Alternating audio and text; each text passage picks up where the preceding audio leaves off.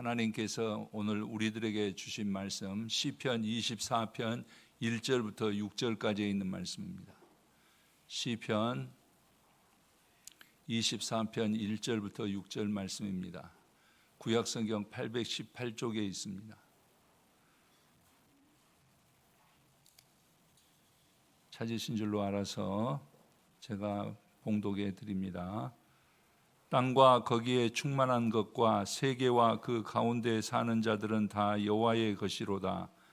여호와께서 그 터를 바다 위에 세우시며 강들 위에 건설하셨도다. 여호와의 산에 오를 자가 누구며 그의 거룩한 곳에 설 자가 누구인가? 곧 손이 깨끗하며 마음이 청결하며 뜻을 허탄한 데 두지 아니하며 거짓 맹세하지 아니하는 자로다. 그는 여호와께 복을 받고 구원의 하나님께 의를 얻으리니 이는 여호와를 찾는 족속이요 야곱의 하나님의 얼굴을 구하는 자로다. 아멘. 할렐루야. 오늘도 하나님을 예배하는 우리 성도님들에게 하나님의 임재가 그리고 하나님의 우리를 도우심에 힘입는 복된 성도님들의 예배 시간이 되시기를 주님의 이름으로 간절히 축원합니다. 우리 서로 인사 한번 하겠습니다. 주의 이름으로 축복합니다. 은혜 받는 시간 되시기를 바랍니다. 하나님 앞에 치유함에 있는 귀한 시간이 되시기를 바랍니다. 오늘 말씀의 제목은 하나님의 얼굴을 구하는 사람이라는 제목으로 말씀을 전하도록 하겠습니다. 이태리 밀라노 성당에 들어가는 문은 삼중문으로 구성되어 있는데 그 첫 번째 문에는 장미 화환이 있고 그곳에 이런 문구가 있답니다. 즐거움도 잠깐이다. 그곳을 통과해서 두 번째 문 앞에 서면은 십자가가 있고 그 다음에 거기에 있는 문구가 있는데 그것은 뭐냐? 고난도 잠깐이다. 세 번째 중앙문이 있는데 그 중앙문을 통과하는 데는 또 의미심장한 그런 말이 있는데 그것은 뭐냐면은 정말 중요한 것은 영원한 것이다 라는 말씀이 있답니다. 우리가 지금 어려움에 처해 있는 것은 사실입니다.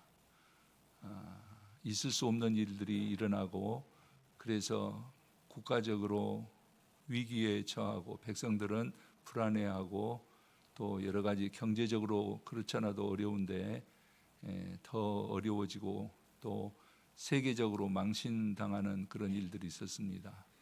저는 이럴 때 우리가 무엇을 해야 될까 생각했는데 예수를 안 믿는 사람들은 국회 앞으로 나가고 예수를 믿는 우리들은 하나님 앞으로 나가야 되겠다 생각을 했습니다.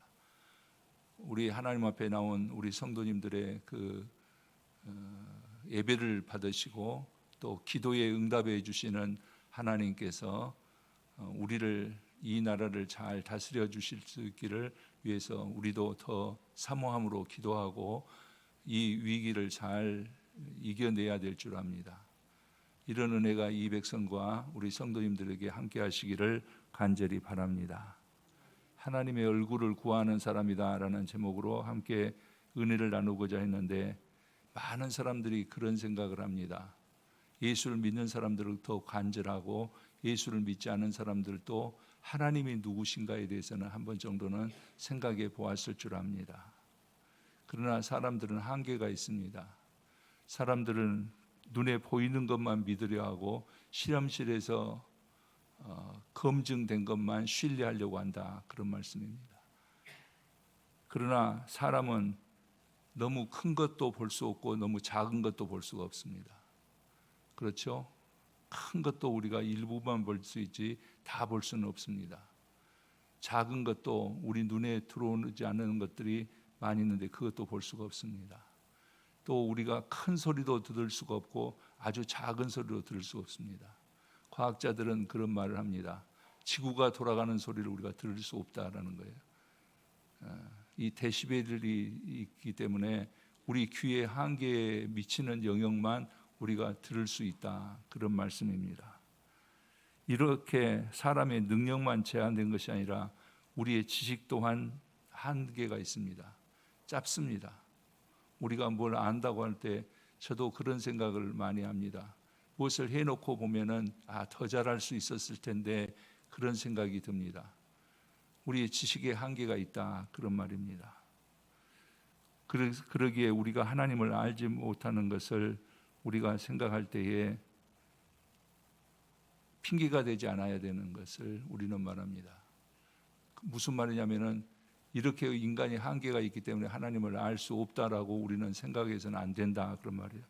왜냐하면은 하나님의 능력과 영광은 성경을 통해서 우리에게 말씀해 주고 있고 자연 만물을 통해서 우리에게 하나님께서 계시해 주신 바가 크기 때문에 그렇다 그런 말입니다.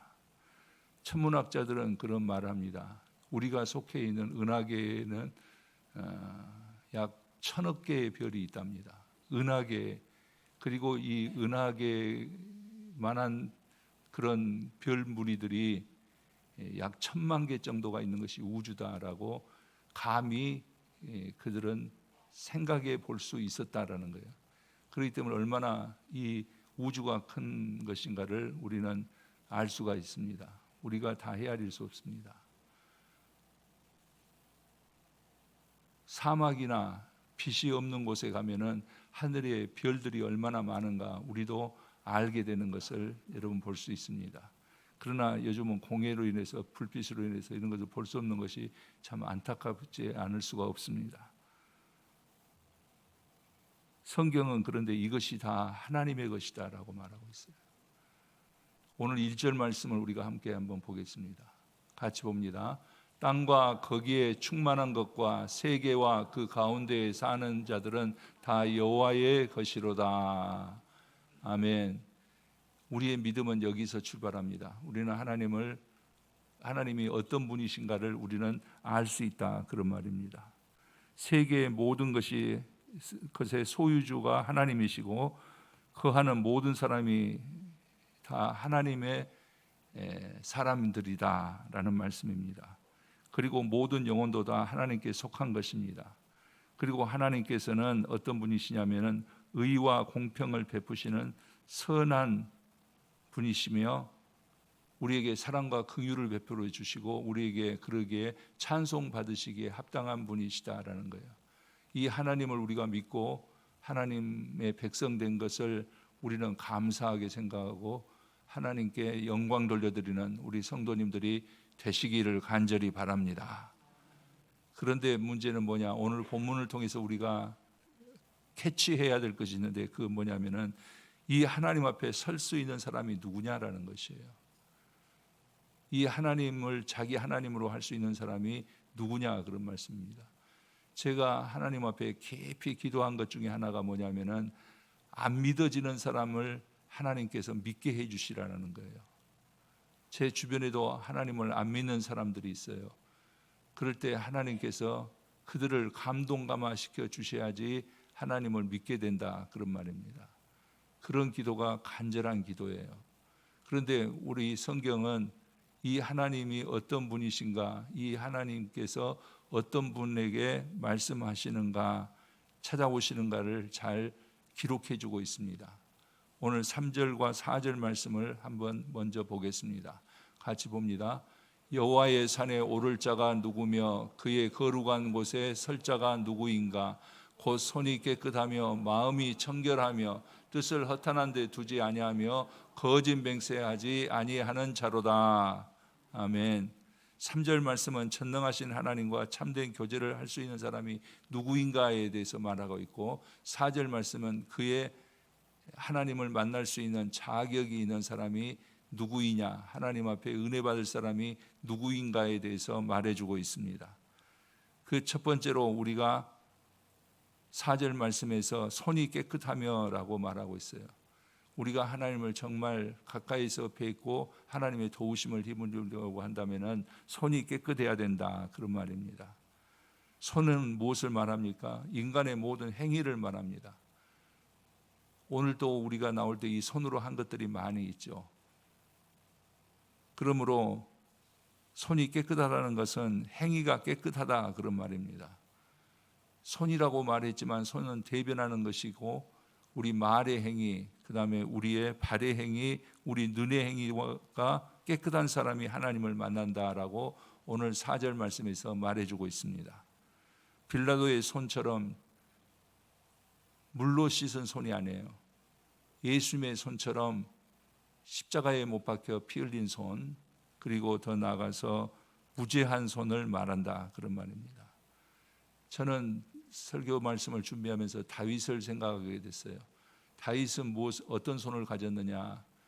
하나님께서 함께하여 주시는 손을 가졌기 때문에 다윗의 손에서 떠난 물맷돌 하나가 골리앗을 넘어뜨리고 죽이는 그런 역사가 일어났던 것을 알 수가 있습니다. 그리고 우리는 한 가지 기억해야 될 것이 있는데, 그것은 뭐냐면은 기도하는 손에 하나님께서 함께 하신다라는 거예요. 무죄한 손, 기도하는 손에 함께 하신다. 제가 죄송하지만은 이번 금요일날 심야 기도는 기대를 많이 했습니다. 우리 모든 성도님들이 다 나와서 기도하기를 원했는데 국회에 간 사람들이 더 많은 것 같아요. 그래서 좀 안타까웠는데, 이럴 때 우리가 하나님 앞에 기도해야 된다. 우리가 너무 방만하게 신앙생활을 하고 있지 않느냐. 왜냐하면 우리가 지금 해야 될 것은, 우리의 행위에서 가장 중요한 것은 손을 모으는 행위예요. 하나님 앞에서 손을 모으는 것, 그 사람을 하나님께서는 만나주시고 그 사람에게 하나님께서 은혜 베풀어 주시고 그 사람의 기도를 하나님께서 들어주시기 때문에 그렇다, 그런 말입니다. 우리 사랑하는 성도님들은 모든 행위를 깨끗하게 하고 하나님 앞에 나와서 기도하는 우리 성도님들이 되시기를 주님의 이름으로 간절히 축원합니다. 기도의 위에는 우리가 다른 것을 할 수 있는 것이 없어요. 그렇죠? 당리당략과 사리사욕에 다 있기 때문에 탄핵이 곧 될 것 같았는데도 또 미루어지고 또 그것이 무산되어지고, 그런 것을 볼 때에 우리는 하나님 앞에 기도하는 것이 가장 옳은 것이고, 또 기도하면 나라적인 것이나 민족적인 것이나 교회적인 것이나 우리 개인적인 것도 가정적인 것도 기업적인 것도 하나님께서 은혜를 베풀어 주신다, 그런 말입니다. 오늘 4절에서 두 번째로 우리가 볼 수 있는 것이 뭐냐면은 마음이 청결하며라고 말하고 있습니다. 하나님을 만나 하나님의 사람이 될 수 있다는 것은 손뿐만 아니라 마음도 청결해야 돼요. 우리가 손이 더러우면 손을 씻습니다. 그런데 마음이 더러우면 어떻게 해야 됩니까? 많은 사람들이 무엇으로 씻을까 생각합니다. 세상 이것저것 보면서 또 살아가면서 마음에 들어온 것, 그리고 들어와서는 안 될 것들이 많이 우리 마음속에 자리 잡고 있다, 그러면 우리의 마음이 그래서 산란해지고 갈팡질팡하게 된다, 그런 말입니다. 그러기에 세상 사람들은 양서를 읽어야 되고, 그래서 정신 수양을 합니다. 그러나 청결한 마음을 가질 수가 없습니다. 노벨 문학상을 한강이라는 작가가 이렇게 받게 되어서 지금 스톡홀름에 가 있는데, 그 책 중에 소년이 온다라는 것을 먼저 보았습니다. 그런데 그것을 보면 마음이 확 트이고 기뻐야 되는데 마음이 더 어두워지는 것을 제가 느꼈습니다. 정말 우리에게 은혜 줄 것은 무엇이냐? 하나님의 말씀이구나. 그래서 매일 하나님의 말씀을 저는 잘 읽고 있습니다. 청결한 마음을 어떻게 가질 수가 있겠느냐, 그런 말이에요. 정욕과 탐욕, 무욕을 어찌 멈추게 할 수가 있겠습니까? 그래서 다윗 왕도 시편 51편 10절 말씀에서 이렇게 하나님 앞에 기도하는 것을 볼 수가 있습니다. 함께 보겠습니다. 하나님이여, 내 속에 정한 마음을 창조하시고 내 안에 정직한 영을 새롭게 하소서라고 말하고 있습니다. 아멘입니다. 하나님이 우리의 마음을 정하게 하여 주시고 정직하게 우리 영을 바꾸실 수 있다, 그런 말이에요. 미국의 우주 비행사였고 달나라에 갔던 올드린 이 대령이 있는데, 그가 한 번은 한 대학에서 강연을 해달라고 해서 강연을 마치고 갔는데, 그 강연 중에 이런 말을 했답니다.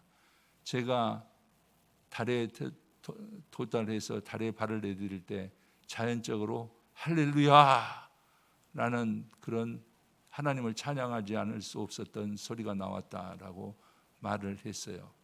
그러니까 나중에 한 학생이 이 올드린 대령에게 그런 말을 했어요. 아니, 소련의 우주 비행사였던 가가린은 우주에 가서 하나님 못 만났다고 그러는데 당신은 어떻게 해서 하나님을 만났습니까? 라고 만났다고 말합니까? 라고 말하니까 이 올드린 대령은 그렇게 말했습니다. 마음이 청결한 자만이 하나님을 볼 수 있습니다. 마음의 눈, 영적인 시각이 열려야지 하나님을 볼 수 있습니다. 라고 말했어요. 얼마나 지혜로운 대답입니까? 그것이 사실이 그렇습니다. 이제 우리 모두도 믿음을 가지고 하나님 앞에 나아가서 하나님을 묵상하고 성경을 보고 더 나아가서 하나님께 이끌려서 진리에 순종함으로 예수 그리스도의 피로 그 몸과 마음과 영혼을 깨끗이 씻어야 될 때, 그럴 때 하나님을 볼 수 있다라는 것을 기억하시고, 우리가 세상에 부풀려져 있던, 세상에 우리가 기대하고 있던 모든 것들을 다 내려놓고 겸손히 하나님을 바라는 우리 성도님들에게 하나님께서 나타나시기를 주님의 이름으로 간절히 축원합니다. 세 번째로 어떤 사람이 하나님을 뵐 수 있느냐? 4절 말씀에서 뜻을 허탄한 데 두어서는 안 된다라고 말하고 있습니다. 허탄한 데 마음을 두는 것은 공명심입니다. 이것을 삼가해야 된다, 그런 말이에요. 잘못하면은 이것이 하나님을 대적하게 된다, 하나님의 섭리에서 벗어나게 된다, 그런 말이에요. 천사장 루시퍼가 하나님의 자리를 넘보다가 타락해서 사탄이 되는 거 아닙니까? 오늘날에도 마음이 공허한 사람들이 많습니다. 마음이 들떠 있는 사람도 많습니다. 마음이 풍선처럼 부풀려 사는 사람들이 얼마나 많이 있습니까? 우리는 여기서 멈춰야 된다, 그런 말입니다. 우리는 우리를 허망하게 하는 세상의 유혹에 우리가 욕심 부리지 말고 속지 말아야 된다, 그런 말이에요. 우리가 욕심 부리면서 이러면 안 되는데 했던 것들을 우리는 멈출 수가 있어야 된다, 그런 말입니다. 그래서 욥기를 보면은 욥기 15장 31절 말씀에서 이런 말씀이 있습니다. 우리 함께 보겠습니다. 그가 스스로 속아 허무한 것을 믿지 아니할 것은 허무한 것이 그의 보응이 될 것임이라. 허무한 것을 믿을 때는 허무한 것이 우리에게 보응이 돼서 우리에게 그것을 열매 맺게 한다, 그런 말이에요. 우리는 이 말씀을 좀 잘 새겨봐야 될 줄 압니다. 허망한 것을 꿈꾸는 사람은 허망한 것을 열매로 맺게 된다라는 말씀입니다. 이제 우리는 세상에서 부풀려진 마음을 다잡고 헛된 욕심과 교만한 마음을 버리고 스스로 겸손해져서 하나님께로 우리의 마음을 향해야 된다, 그런 말이에요. 우리 신광교회 성도님들은 세상에 우리를 유혹하는 것들을 쫓아가는 어리석음을 내려놓고 하나님을 향한 마음으로 여러분들의 시선을 고정하시기를 간절히 바랍니다.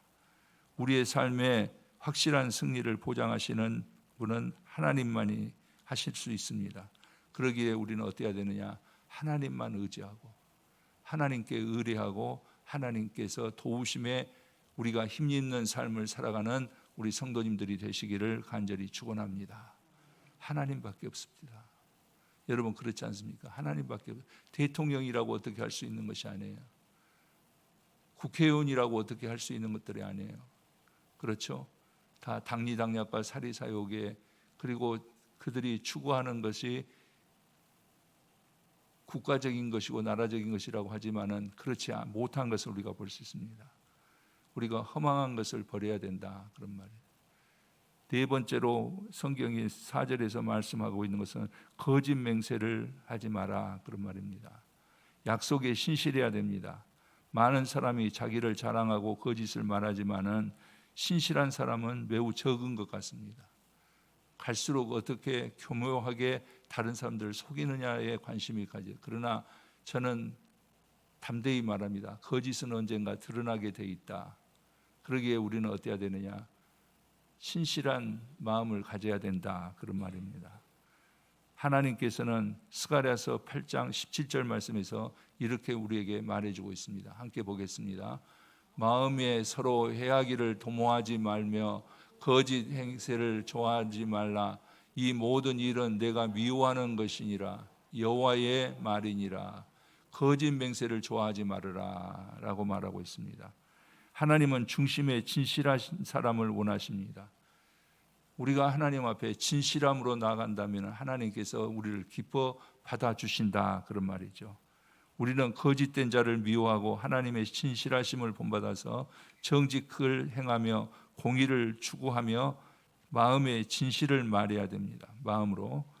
이로써 우리가 하나님의 자녀가 되고 우리가 서로 지체됨을 확인할 수 있기 때문에 그렇습니다. 하나님이 지켜보고 계신다, 저는 언제나 그렇게 생각합니다. 여러분, 하나님께서 우리의 일거수일투족을 다 지켜보시는 줄 믿으시면 아멘. 하나님께서 그러십니다. 그리고 하나님은 신실한 사람을 눈여겨보신다라는 겁니다. 세상에 속해 있는 우리가 다시 하나님을 배우며 마음을 다잡아서 하나님이 이끄시는 대로 나아가는 우리 성도님들이 되시기를 바랍니다. 세상은 우리를 보장하지 못합니다. 우리가 하나님 앞에 먼저 서야 됩니다. 이번에 우리 오늘 또 예배를 드리면서 하나님 앞에 서는 우리 성도님들이 되시기를 바랍니다. 하나님 앞에 서면 하나님께서 얼마나 기뻐하시겠습니까? 하나님께서 은혜를 베풀어 주실 줄 믿습니다. 그 사람에게. 인간의 방법은 우리에게 진정한 승리를 보장하지 못합니다. 그러나 이제 우리는 하나님의 얼굴을 구해야 됩니다. 여러분, 지금 여러분들이 할 수 있는 것은 뭐냐? 우리가 할 수 있는 일이 뭐냐? 하나님의 얼굴을 구하는 것이다, 그런 말입니다. 그래서 오늘 6절 말씀을 함께 보겠습니다. 같이 봅니다. 이는 여호와를 찾는 족속이요 야곱의 하나님의 얼굴을 구하는 자로다. 하나님의 얼굴을 구하시기를 바랍니다. 야곱의 하나님이란 말에 우리는 좀 생각이 깊어야 됩니다. 무슨 말입니까? 야곱은 치열한 사람입니다. 또 아주 자기 이익에 민감한 사람입니다. 그러면 야곱이 잘 됐냐? 형을 속이고 아버지를 속이고 그래서 나중에 형의 진노를 피해서 외삼촌 라반의 집에 갔습니다. 거기에서 사랑하는 여인을 보았습니다. 라헬을 보았는데 7년 동안 봉사하면 준다고 그랬어요. 결혼시켜 준다고. 그런데 아침에 일어나 보니까 7년 동안 수고하고 아침에 일어나 보니까 레아였습니다. 왜 이런 일이 있을 수 있습니까? 그럴 때 외삼촌 라반은 그에게 다시 7년을 봉사하면은 내 집에서 종노릇을 이렇든 하면은 레아를 주었지만은 라헬도 줄 것이다 해서 또 7년을 하루같이 열심히 일을 했습니다. 그래서 목적을 이룬 것 같아요. 그러나 성경 창세기를 보면은 야곱이 24년 동안 열심히 일했지만 자기 소유가 하나도 없었습니다. 그래서 창세기 30장 30절 말씀에 보면은 내 집을 언제나 세울 수가 있겠습니까 하고 외삼촌 라반에게 하소연하는 것을 볼 수 있습니다. 그래서 외삼촌 집에서 더 살기가 힘들어졌어요. 그래서 다시 원래 하나님께서 자기 할아버지 아브라함에게 허락하셨던 축복의 땅으로 돌아가기를 원해서 돌아올 때에 에서가 400명의 군사를 데리고 그를 찾아온다라는 소문을 듣는 거 우리가 다 알고 있지 않습니까? 그래 두려워서 할 수 있는 인간의 방법을 다 연구했지만 마지막 그가 할 수 있었던 것은 뭐냐면은 야복강가에서 하나님 앞에 기도하는 것뿐 없었습니다. 하나님께 기도했습니다. 놔라. 나는 놓을 수 없습니다. 하나님. 그래도 놔라. 아닙니다. 그러자 그 야곱과 씨름하던 천사가 그의 환도뼈를 쳐서 그가 나중에 보면은 절게 되었다라고 말하고 있어요. 그런 것들을 볼 때에 야곱이 거기서 하나님을 겨루어 이겼음이라 해서 내 이름이 무엇이냐라고 묻습니다. 그럴 때 그가 말합니다. 야곱이니이다. 야곱은 빼앗는 자라는 뜻을 갖고 약탈자라는 뜻을 갖고 있는데 내 이름이 그것도 내 이름이냐? 이제는 그 이름대로 네가 살 것이 아니라 이스라엘이라 하라. 하나님의 백성이다. 그런 말씀이죠. 그런 다음에 그의 인생이 바뀌는 것을 볼 수가 있습니다. 이렇게 야곱 같은 인간일지라도 하나님을 찾고 하나님의 얼굴을 구하면은 그의 하나님이 되어주신다는 사실을 우리는 깨닫게 됩니다. 야곱과 같은 사람도 하나님께서 하나님의 백성 삼아 주신 것처럼 우리도 마찬가지입니다. 하나님의 얼굴을 구하면은 그의 하나님이 되어주신다는 사실을 여러분 기억하시기를 바랍니다. 인생의 길을 잃어버리고 세상에 속고 죄와 불의로 무능해진 그 누구라도 야곱의 하나님을 믿고 그의 얼굴을 구하면은 하나님께서는 그에게 나타나 주시고 그에게 만나 주시고 그의 문제를 해결해 주신다라는 겁니다. 고려 말 충신이었던 정몽주의 어머니의 일화가 있습니다. 무슨 말이냐면은 그는 아들에게 옷을 해 입을 때 안감은 붉은색으로 겉감은 푸른색으로 해서 옷을 해 입혔다고 합니다. 거기에는 뜻이 있었는데 뭐냐, 안에는 타오르는 이 정열을 말하는 것이고 밖으로는 평화와 온유와 겸손을 나타내는 사람이 되라는 측면에서 그런 옷을 해 입혔다는 거예요. 세상은 우리가 이 세상을 살아가는 사람들에게는 헛된 열정이 아닌 하나님을 향한 열정이 마음속에 있어야 됩니다. 우리가 세상을 향한 열정만 가지고 산다 그런다면은 우리는 한계에 부딪힐 줄 압니다. 그 열정이 잘못 표현될 수밖에 없다라는 거예요. 여러분들 이번 사건을 통해서도 여러분들이 잘 아실 겁니다. 대통령의 열정이 잘못 사용되지니까 모든 백성들이 아파하는 거 아니겠습니까? 그 이유를 모르는 거 아닙니다. 다 책임이 우리에게도 있습니다. 그러나 하나님을 향한 열정이 우리에게 있어야 된다는 것을 깨달으시기를 바랍니다. 현대인들에게는 4가지가 없다고 합니다. 첫째, 무감각하다는 거예요. 감각이 없습니다. 옆에서 어지간한 도전을 줘도 감각이 없습니다. 무책임한 거, 책임감이 없어요. 무관심하다, 관심이 없어요. 무목적이에요. 목적이 없는 인생이 되어버렸습니다. 현대인들에게는 돈에 쏠리고 쾌락을 탐닉하는 열정은 있어도 마음속 깊은 곳에 하나님을 만나는 뜨거움이 없는 감격이 사라진 시대를 우리가 살고 있다. 여러분들 안에서 이 시간 말씀을 들으면서 하나님을 사모하는 하나님을 향한 열정이 다시 활활 타오를 수 있는 시간이 되시기를 바랍니다. 이 열정이 우리 안에 있어야 됩니다.